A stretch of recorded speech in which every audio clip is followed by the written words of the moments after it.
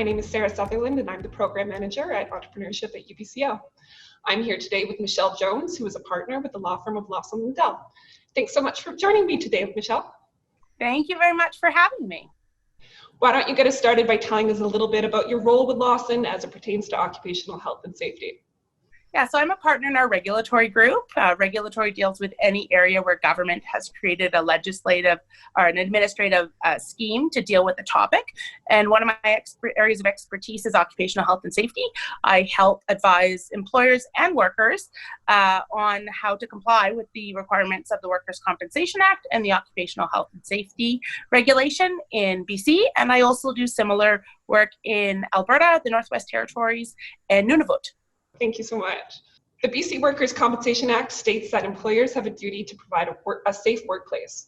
What does that mean in the context of this pandemic? Yeah, good question. So Section 21 of the Workers' Compensation Act is actually a very general section. What it says is that employers have a duty to ensure the health and safety of their workers and also any other workers working at the workplace where the employer's work is being done. And that's pretty broad. So what it's usually used as a section, in terms of a section, what it's used as, is it's used to fill gaps where there's a particular hazard that's not specifically addressed in the statute or in the regulation. What will happen is WorkSafe BC will provide guidance to employers on added content, and they'll rely on Section 21, which was formerly Section 115. If anyone's dealt with the Act formally, it just changed in April. So they will deal with that section and they will issue guidelines explaining the content. So an example is about a couple years back, bullying and harassment is not found in the Workers' Compensation Act. Instead, WorkSafe BC has used this section, Section 21, this very general duty on employers to impose certain requirements around bullying and harassment. The same thing is happening for COVID right now. So the legislature doesn't have time to go back and amend the statute or the regulation. So what's happening? It's using WorkSafe BC guidelines to help tie employers' duty to ensure the health and safety of their workers with reducing the risk of transmitting COVID at workplaces. Interesting. So what are the repercussions for an employer who breaches that duty?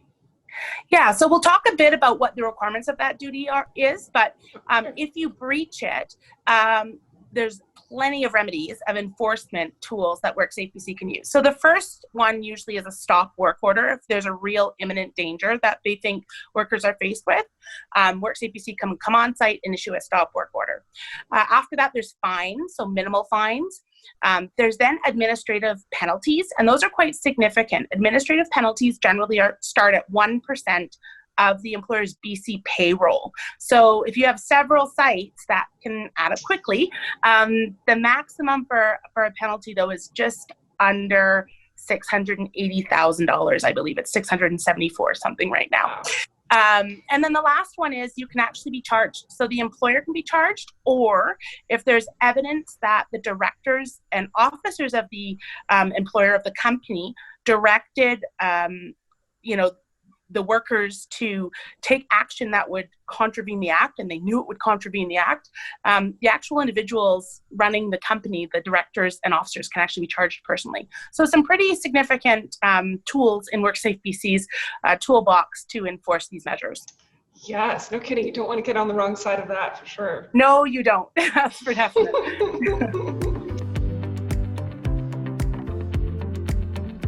The WorkSafe BC is requiring every employer to have a COVID-19 safety plan in place before reopening.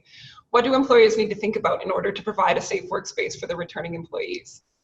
Yeah, that's right. So how they've actually done it is Bonnie Henry, Dr. Bonnie Henry, I should say, our Chief Health Officer, has actually issued a public health order. It was dated May 14th, 2020, where she essentially finds COVID-19 to be a workplace hazard that needs to be addressed by employers. And in that order, she then links in the requirement for employers to have a COVID-19 safety plan, which is also sometimes called a safe operating plan, a COVID-19 safe operating plan, to discuss how you're going to reduce the potential risk of spreading COVID at the workplace. And so you've got to have this plan in place. It has to be posted on your website, not only for your workers to see, but for visitors to your work site to see, to decide if they want to come into your work site or not. And workers have to be trained on it so that they understand what's required of them.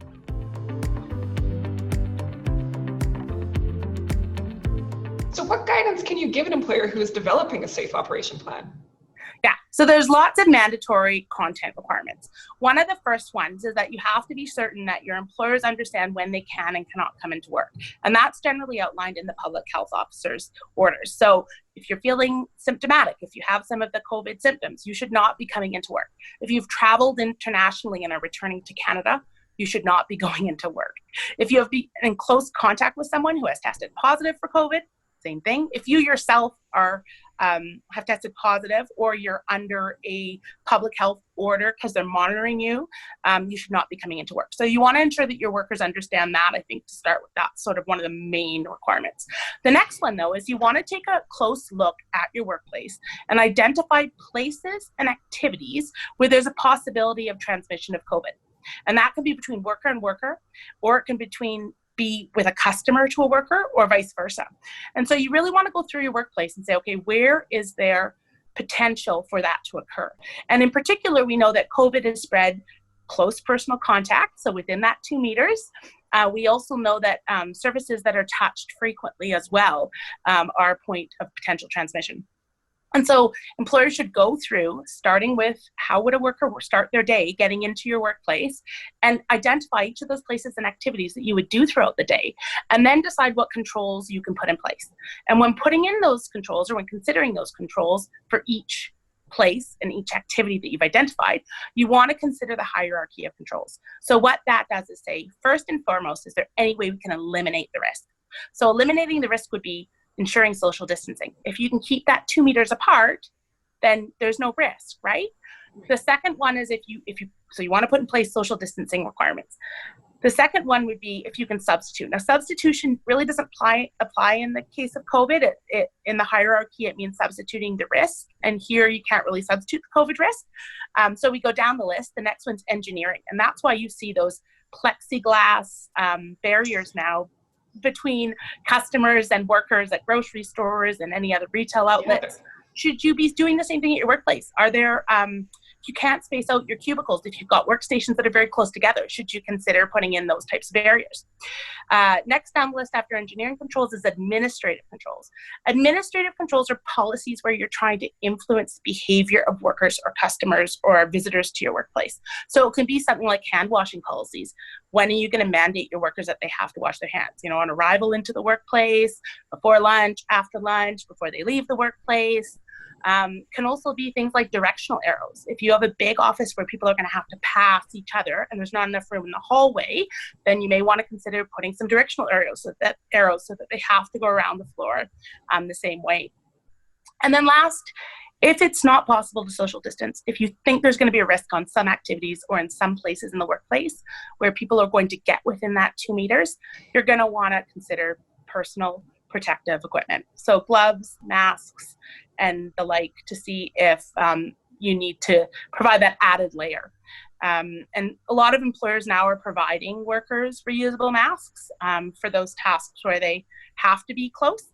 But generally speaking, if you can, it's preferred to socially distance over the masking.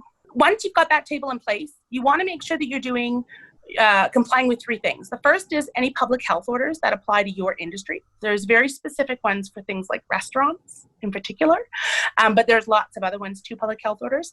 And then WorkSafeBC has put out some guidelines that are industry specific, and you want to be certain that you are following those as well. Finally, you want to consider too having in your COVID-19 safety plan a policy that addresses step-by-step how you're going to deal with someone all of a sudden feeling ill at work. So, I'm sitting at my desk, or I have a worker sitting in their desk, and all of a sudden they feel like they're getting hot. They feel like they're getting a fever. How are you going to get them out of the workplace the best way possible without minimizing the risk to other workers? And then if you have a positive case at your workplace, what steps are you as the employer going to take to control the risk to others? So it may be a shutdown, a full clean. You may want to have people that have been in close contact with that worker self-isolate for a certain amount of days. You want to make sure you've got an outline of those policies and procedures in place so that in the event that it happens, you're not scrambling. I imagine all of this is going to evolve too, because we don't know what's going to happen as the phases roll out. Absolutely, right? Yeah. And right now, there's been you can even see from May until now, some of the industry-specific guidelines that WorkSafe BC has posted that they'd like employers in a certain area to follow have been amended. And so you really want to keep checking. That's to ensure that you're being what's called duly diligent, that you're taking all reasonable care. Sort of want to envision a bit of a treadmill, because as industry learns more hazards or more ways to protect itself, you want to make sure you're keeping up with it.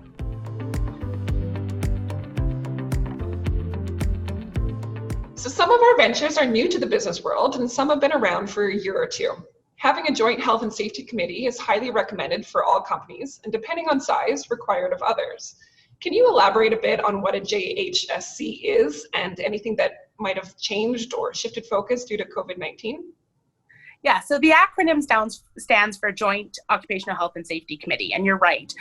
Depending on the size of the company, you will be required to have a representative or a committee. If you have between 1 and 8 workers, it's recommended to have at least a representative or to have a committee. If you have between 9 and 20 workers in British Columbia, you're required to have an occupational health and safety representative. And if you have over 20 workers, so 21 plus, you're required to have a joint health and safety committee.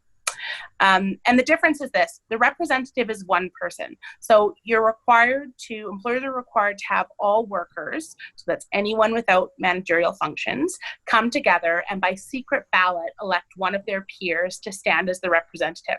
And that person really acts as a liaison between the workers and the employer on health and safety issues. They're also involved in workplace inspections. So regular inspections to make sure, to identify hazards at the workplace and to make sure that controls and protocols are in place to address those hazards. The committee has the same function, so for 21 plus workers at a work site. What a committee is, though, is you have a certain number of worker representatives on the committee and then a certain number of employer representatives on the committee. The worker representatives, once again, have to be elected by secret ballot by fellow workers, so no one with managerial functions. And then the employer gets to appoint who they would like as their employer representative on the committee. The committee has to meet regularly, monthly, and to discuss health and safety issues and to carry out any investigations into unsafe work conditions or into injuries that have occurred at the workplace. Right. So and in the COVID-19 context, this hasn't changed. This has always been a requirement in British Columbia, but it's taken on a bit more of an importance lately because this is so fast moving, like you said, addressing COVID in the workplace. How do we impose those controls? What do we do about it? The industry standard is changing. WorkSafe BC is constantly coming out with new guidelines. Same with the public health order. Because of that, there is a real focus on ensuring that, one, workers are aware of who their health and safety representatives are, whether that be the single representative at the workplace or whether it be their representatives on the committee. And two, WorkSafe BC really wants to make sure that the workers, through the representatives, are involved in deciding how to treat and how to address the risk of COVID in the workplace. And that really brings confidence on the worker side that they feel that the employer is hearing them and doing what's necessary to protect them. So would you imagine these meetings are occurring more than monthly right now? Yeah, a lot of our clients, we're seeing that it is. We're also seeing that there are, in addition to the regular health and safety meetings that are usually held monthly, we're seeing that some employers are choosing to do, a call-in every 2 weeks or kind of on the off to discuss just COVID issues because it is becoming so dominant and so focused on that right now. Although those other hazards that you have at your workplace don't go away, but because this is so intense right now while we're reopening workplaces, it is being given a little bit of extra attention. If you're going to have workers working from home, there's new hazards that come out in the home that may not be the same as what was in the workplace. And so employers that do have a large number, even if you've got one worker working from home, you now have to have a work from home policy, and WorkSafe BC is checking this to ensure that, one, workers understand that they're still working while they're at home. Two, that they identify any potential hazards like ergonomics, go through the checklist, ensure that you've got a proper desk, a proper chair, that you're not going to be having any injuries as a result of your long hours spent at home at your desk. And three, also making sure that employers and workers understand that just because you're working from home doesn't mean that WCB benefits stop. So if you are injured at home, working at home, and the injury was caused by the work you're doing at home, there's potential there for WCB coverage, for Workers' Compensation Board coverage for the worker. And so, you really want to ensure that your worker understands that, and that you guys understand when the protections that are needed to safely work from home.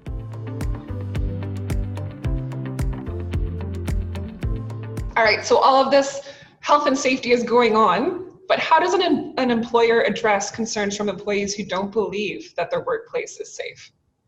Yeah, I mean, it's tough. I think in the COVID-19 era, there's a lot of fear, and then there's a lot of, it's always concern, but there's a lot of personal fear. Some people are very nervous about going back to work, and sometimes people have special, specific, unique considerations to themselves going back. We know that COVID has a disproportionate effect on older people and on people with pre-existing conditions. So there's some issues there that may be personal to the worker, and those should really go through an employment lawyer to see if they need to be accommodated, disabilities, or if there are reasons that the person can't return to work for their own personal circumstance. If it is, though, really a safety concern that would apply to everyone in the workplace, or that is more general in nature, then the first thing you want to do is really make sure you understand what the specific concern is. So I don't want to go back to work isn't a good enough, that we don't know what the real root of the concern is. So try to get more information. I'm concerned that I have to come into contact with 25 people a day because I sit at the front desk. Okay, well, let's look at the controls and the measures that we put in place to help reduce contact at the front desk. Did we put social distancing in place? Did we put a barrier in place? Have we limited the amount of visitors that are coming into the office? Maybe we're only inviting visitors in who are doing certain tasks. Other visitors have to use the phone and call through the phone. Maybe we limit who's coming into the office. We post a sign at the workplace to say anyone who's having any symptoms shouldn't come into the workplace, even as a visitor. You want to make a list of all of those and ensure that the worker understands all the measures you have in place. I think the greatest protection for employers, though, is to ensure that you are meeting your industry's standard. So you really want to make sure you've got a compliant COVID-19 plan that is up to industry standard, that when you look around at other people in your industry, they're doing the same things, because that's going to provide you the greatest amount of protection against things like unsafe work refusals. It also is the best way to ensure that if the regulator comes knocking, because someone has called them to say, I don't feel safe returning to work, you've got the best defense to say, no, we've done everything we need to do. And I think it's important to assure workers that you are doing that.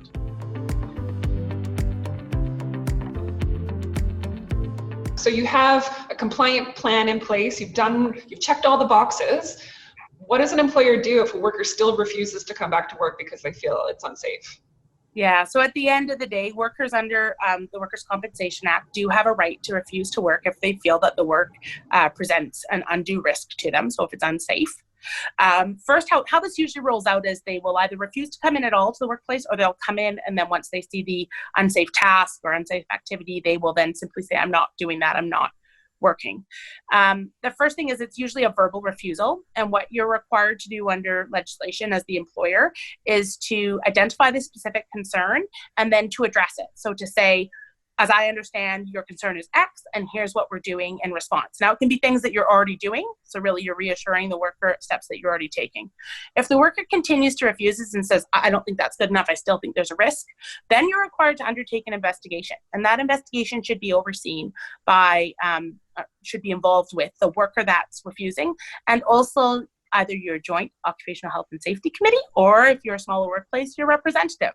And they should be involved in understanding and looking at the concern, and then also looking at what are the controls you're taking, and are there any additional controls you could take to address the specific issue. If that doesn't resolve it, the person still refuses to go to work, then the worker and the employer both have an obligation to contact WorkSafe BC, who will come out and investigate. Now, throughout this whole process, it's important to remember two other things.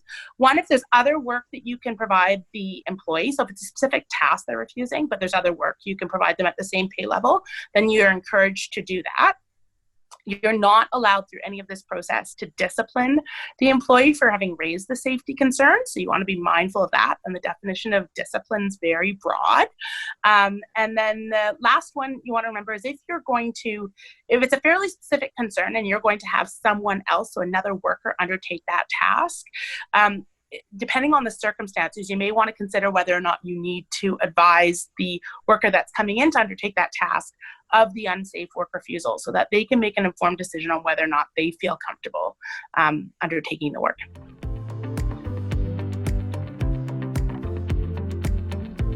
I've always found that the most important thing an employer can do when implementing these kinds of changes is to communicate to employees in a way that's really upfront and engaging. Do you have any recommendations or tips for calming people's nerves about their return to work? Yeah. So again, I think the best thing you can do is you can ensure you're compliant, not only with the minimum standards set by the law, that is the industry guidelines from WorkSafe BC and the public health orders, but you also want to make sure that you are meeting the industry standards. So if there's things that are recommended in your industry, take a serious look on if you can implement those, because I think that it puts you above, you can say these are added things that we're doing above the minimum requirements. But in terms of communication with workers, I think the best thing is to ensure that your Joint Occupational Health and Safety Committee and your representative are involved in creating these controls and addressing the concerns, because those workers usually are doing the exact same job that's being refused. And so you want that worker buy-in. I think you want to be candid with your workers, and you want to take any concerns that are raised seriously and not just brush them off. You want to understand the concern, and you really want to put together a well-formulated response outlining everything you're doing to address that concern. And at the end of the day, it's not enough. And I think employers can take comfort in the fact that they've got a compliant plan that is up to industry standard, and that if it goes to challenge from a worker who just simply doesn't feel unsafe, the likelihood is if those things are in place, that it's probably a subjective feeling as opposed to a really objective concern. I guess the last thing too is keep your workers apprised of any changes to your policies and procedures. It's a good idea at the beginning, once you've got your COVID-19 draft safety plan, to circulate it to workers for feedback, or if you think going to your committee is sufficient, then once it's finalized, circulate it to them, even by email, to those that are working from home, and have them, send around the voting button with it and have them confirm that they've read the entire thing, understand it, and will comply by it. You really want to make sure that workers understand the importance of this, and that at the end of the day, it's really critical to the employer to protect the health and safety of their workers.